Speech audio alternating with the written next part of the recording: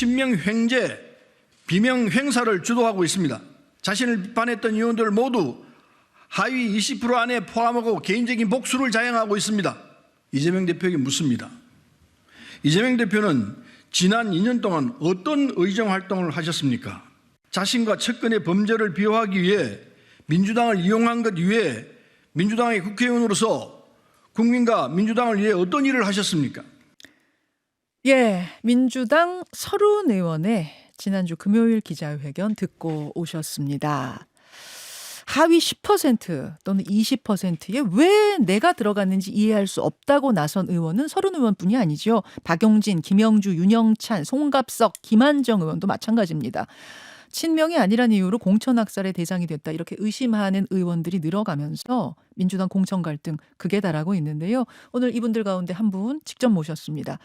주말을 지내고 나서 거취에 대한 입장을 발표하겠다 한 분입니다.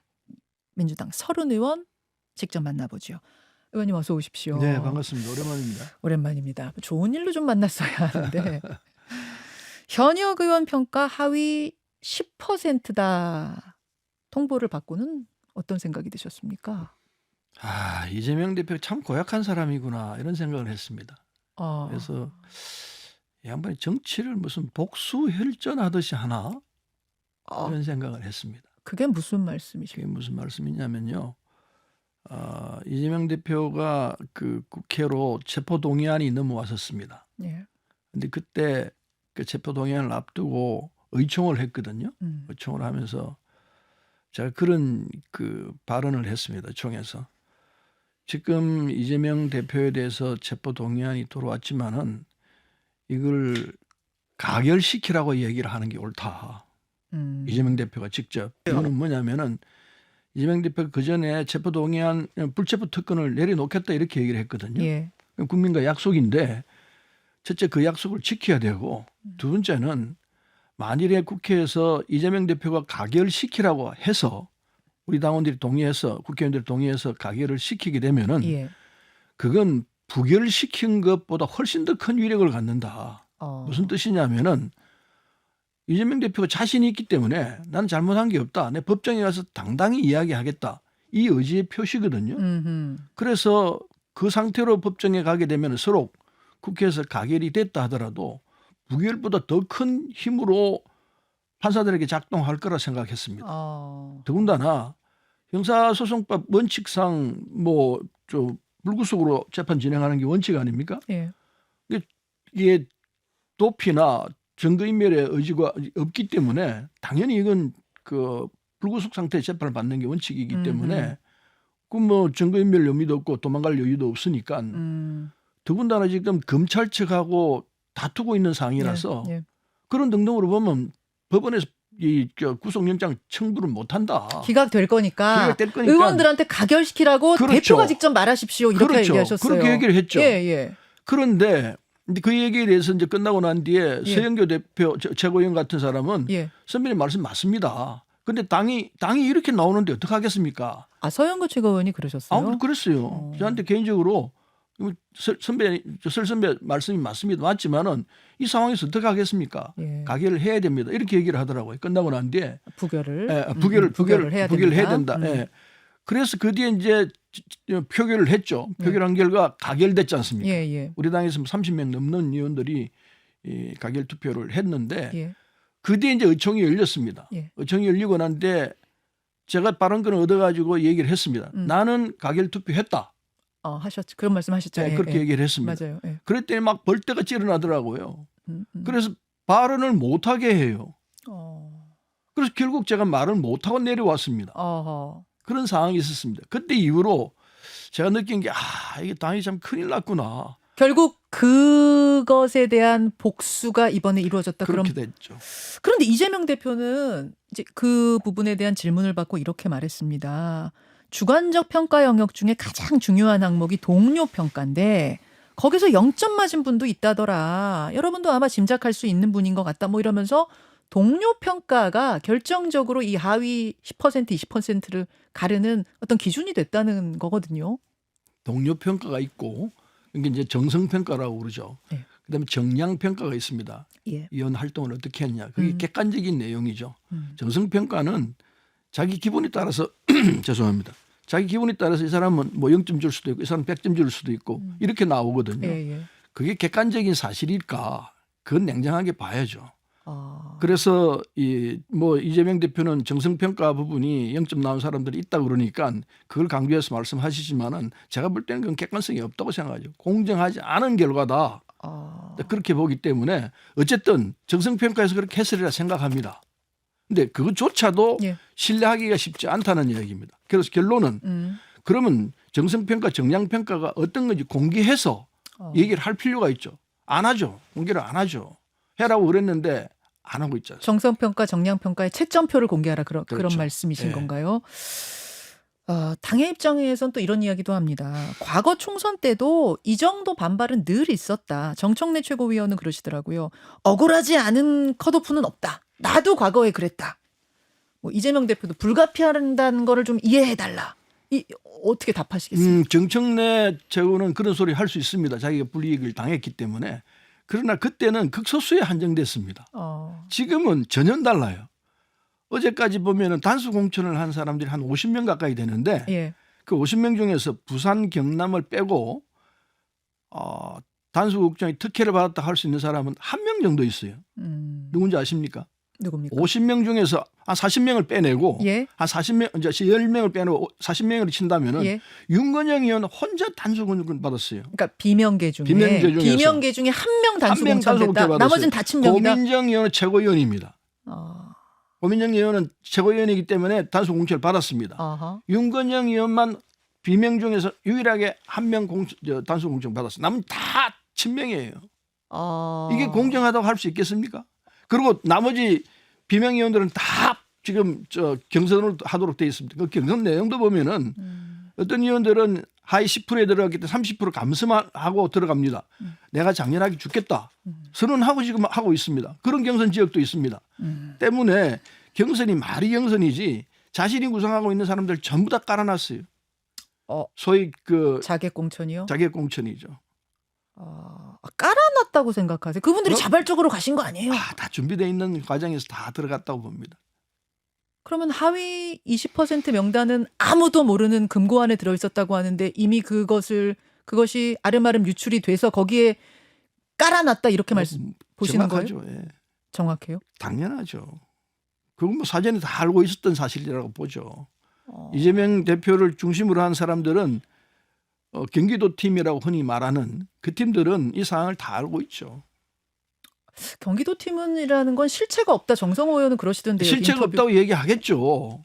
그런데 있죠. 구체적으로 분명히 있습니다. 내부에서 있었던 이야기들이니까요. 알겠습니다.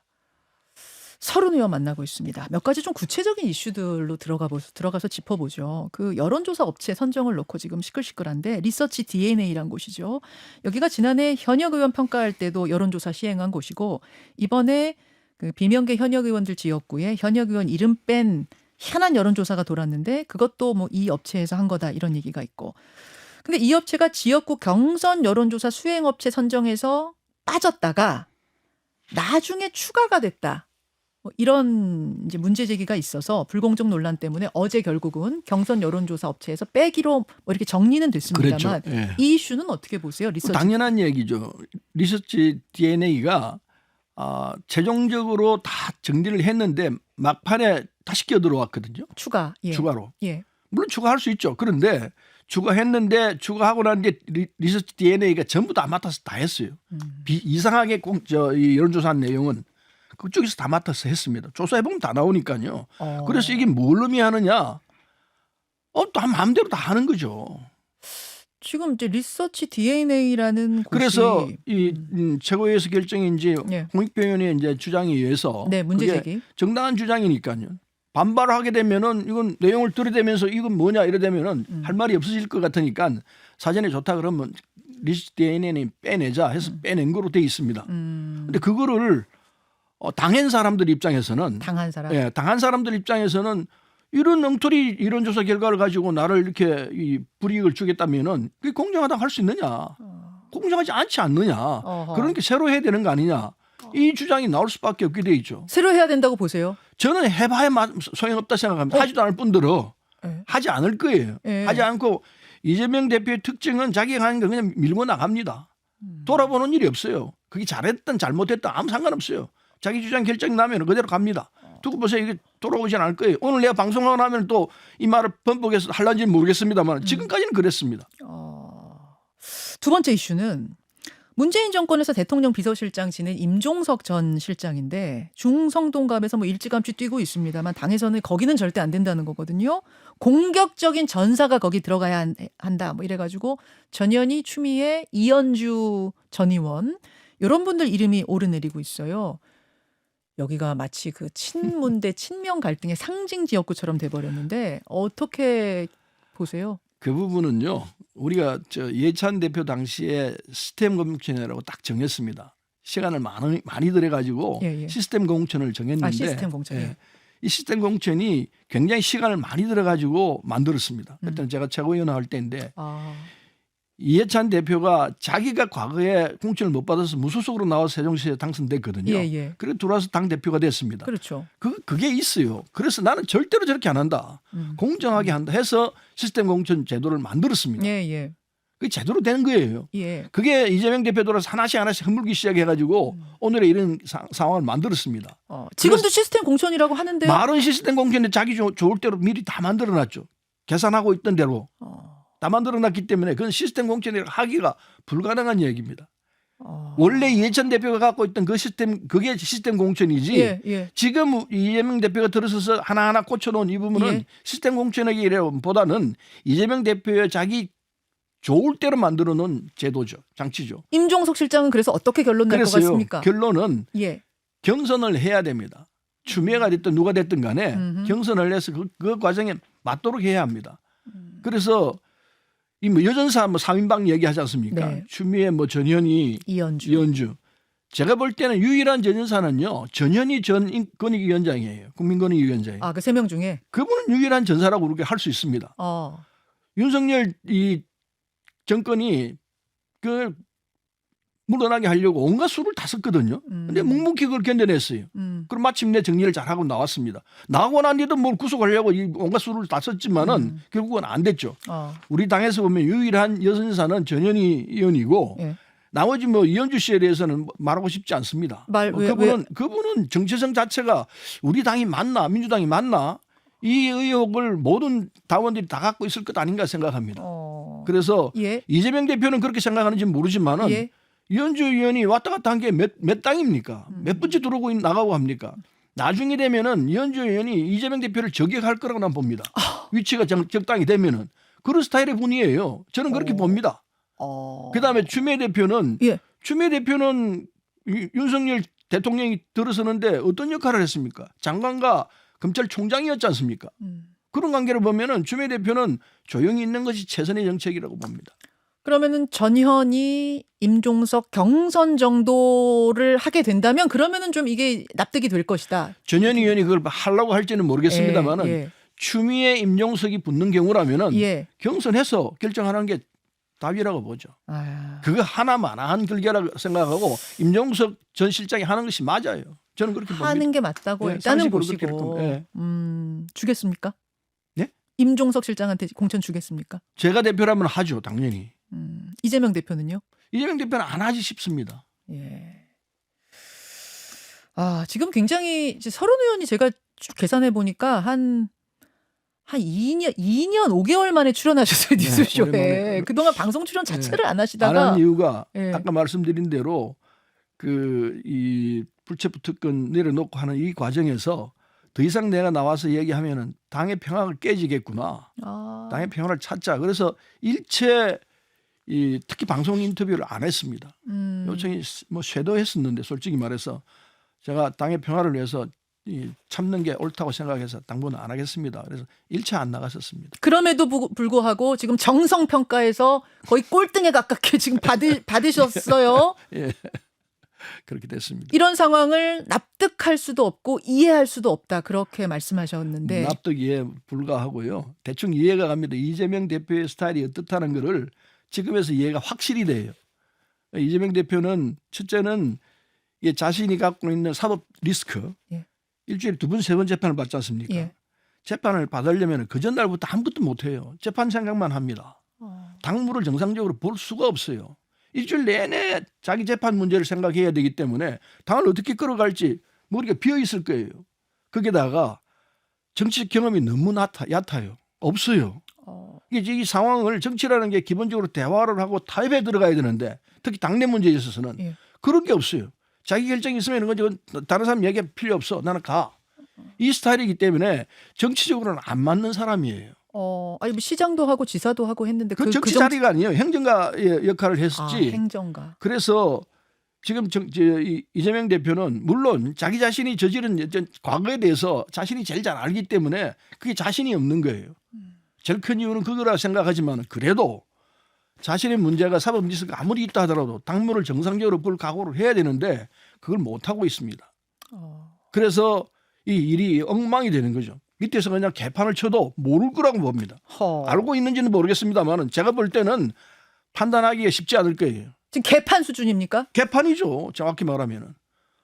자, 그러면 당의 평화를 위해서 2022년 10월 이후로는 인터뷰조차 안 하면서 버텨왔는데 지금 개판으로 돌아가고 있는 상황 속에서 하위 10% 받으셨어요. 그래서 고민이 깊다. 주말 동안 고민하겠다. 여러 사람과 상의도 하겠다 하셨습니다. 주말 지났습니다. 어느 정도 마음의 결정은 거취 결정은 돼 있습니다. 그건 차분하게 발표를 하겠습니다만은 오늘이 월요일이니까 내일 모레까지는 발표를 할 생각인데요. 결정은 하셨어요. 예, 결정을 했습니다. 발표는 합니다. 예? 전 출마를 합니다. 출마를 합니다. 예, 출마를 하기 때문에 불출마는 일단 아닌데. 예, 불출마는 아닙니다. 출마를 민주당 이름표로 경선 치러서 나온다는 건 사실 그건 불가능하죠. 30% 감산하면은 그 과정을 통과할 사람은 현재 민주당 내에서는 아무도 없다고 생각합니다. 그럼 민주당 이름표가 아니면 무소속 아니면 이제 어떤 제3지대 신당에 합류하는 건데요. 두 선택지 중에선 어디가 더 유력합니까? 그건 좀 상의를 해야 되겠습니다. 아, 그렇습니까? 예. 지금 저랑 같이 생각하는 분이 몇 분 있는데 이게 이제 시간이 좀 충분히 있으면은 예. 훨씬 더 많은 분들이 논의를 할 수 있을 텐데 서로 시간이 없어요. 경선 구조에 짜여져 있기 맞아요. 때문에 예.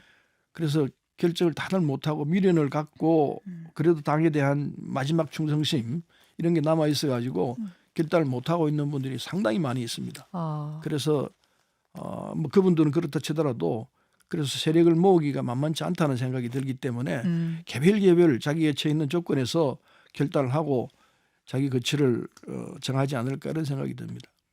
탈당은 결정했지만 무소속이냐 제3지대 행위냐를 놓고는 조금 더 고민하겠다고 하셨는데 제3지대로 간다고 하면 이제 새로운 미래 쪽을 고민하시는 거죠? 그건 또 상의를 좀 해야 할 것 같습니다. 네. 그렇습니까? 그 탈당 서른 의원은 지금 마음 결정하셨습니다만 민주당의 다른 분들 중에도 그 고민을 하는 분들이 계세요? 결심한 분은 몇 분 계십니다. 몇 분 계십니까? 몇 분 계십니다. 5명이 넘어갈 정도 그렇게 될는지는 그 의관이 될 것 같은데. 그 어간이에요? 예. 차근차근 그런 행동을 자신이 발표를 하리라 생각합니다. 그렇군요. 네. 한 5명 정도 어간으로 탈당을 고민하고 있다. 그분들 결심하셨어요? 어디로 갈지만 못 결정했지 결심은 하신 거예요? 결심했다. 왜냐하면 지역에 출마하려고 하고 있는 분들이기 때문에 출마한다면은 지금 조건 가지고는 출마하기가 쉽지가 않죠. 이 조건으로는 하위 10% 20%. 그러면은 한 대여섯 명이 모여지면은 같이 제3지대로 세력이 돼서 갈 수도 있을 것 같거든요. 무소속 각계 전투보다. 그래서 그럴 수도 있는데 지금 그 숫자가 얼마나 되냐가 만만치 않아요. 숫자가 왜냐하면은 아까 말씀드린 대로 다들 당에 대한 충성심과 그리고 당에 대한 미련이 있거든요. 네. 나의 당원 동지들이 나를 선택할 것이다 하는 이런 미련들이 있어요. 그래서 쉽게 선택을 못하고 경선에도 하자 이런 생각들을 하는데 그건 어쩔 수 없어. 그렇게 할 수 있죠. 그 수가 한 10명 정도, 그러니까 두 자릿수 정도는 돼야 세력이 돼서 새로운 민주당으로 함께 가서 여기가 진짜 민주당입니다. 이렇게 외칠 수 있다고 보시는 거예요? 정확한 이야기인데 그렇게 돼야 되는데 지금 그게 될지 안 될지는 두고 봐야 할 것 같습니다. 그 지점이 고민이신 거군요. 네. 대여섯 명 어간으로 탈당 결심은 했지만 10명 정도가 돼서 함께 옮겨야 여러분 여기가 진짜 민주당입니다를 외치면서 세력화할 수 있다라는 이런 어떤 고민, 깊은 고민. 알겠습니다. 이게 참 2022년 이후에 첫 인터뷰라서 조금 웃으면서 이렇게 이야기할 수 있는 상황이었으면 좋을 텐데 오늘 굉장히 무거운 마음으로 네. 임하셨어요. 서른 의원님 아무쪼록 올바른 결단 하실 수 우리 있기를. 민주당이 뭐 당 대표가 누가 되든지 간에 우리 당을 잘 건사해서 살아남아야 합니다. 안에서 밖에서 좋은 당을 만들기 위해서 협력해서 문제를 풀어나갈 수 있게끔 하는 게 맞을 것 같습니다. 그런 당이 될 거라 생각합니다. 여기까지 듣겠습니다. 서른 의원님 네, 고맙습니다. 감사합니다. 김현정의 뉴스쇼는 시청자 여러분의 참여를 기다립니다. 구독과 좋아요, 댓글 잊지 않으셨죠? 알림 설정을 해두시면 평일 아침 7시 20분 실시간 라이브도 참여하실 수 있습니다.